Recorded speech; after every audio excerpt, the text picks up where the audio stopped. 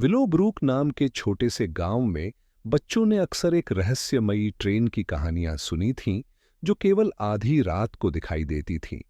कहा जाता था कि वह ट्रेन सपने देखने वालों को एक जादुई दुनिया में ले जाती है, जहां कुछ भी मुमकिन है। 10 साल की बहादुर और जिज्ञासु लड़की लीना को ये कहानियां बहुत पसंद थीं, लेकिन उसने कभी उन पर विश्वास नहीं किया, जब तक कि एक शांत रात उसने खुद इसे नहीं देखा।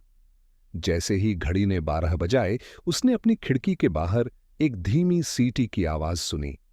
आश्चर्य और उत्सुकता से भरी हुई लीना बाहर दौड़ी और देखा कि एक सुनहरी चमचमाती ट्रेन उसकी गली में खड़ी थी।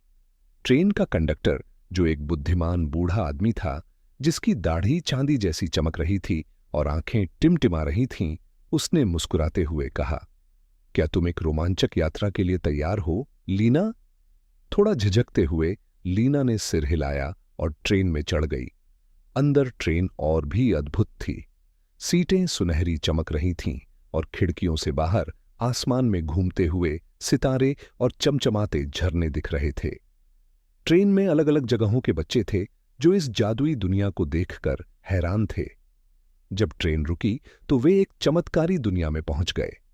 वहां कैंडियों के पेड़ थे, पतंग की तरह उड़ते हुए ड्रैगन थे और सितारों से भरी नदियां बह रही थीं। हर बच्चे का सपना सच हो रहा था।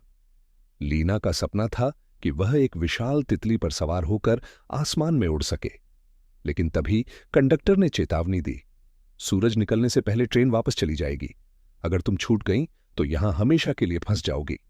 लीना उस जादू में इतनी खो गई थी कि लगभग समय का ध्यान ही नहीं रहा। लेकिन अपने नए दोस्तों की मदद से वह समय पर ट्रेन तक पहुंच गई। जब ट्रेन उसे वापस ले जा रही थी, तो उसने महसूस किया कि रोमांचक यात्रा करना अद्भुत है, लेकिन असली खुशी अपने घर में होती है। उसने खुद से वादा किया कि वह सपने देखना कभी बंद नहीं करेगी, लेकिन जो उसके पास पहले से है, उसकी हमेशा कद्र करेगी।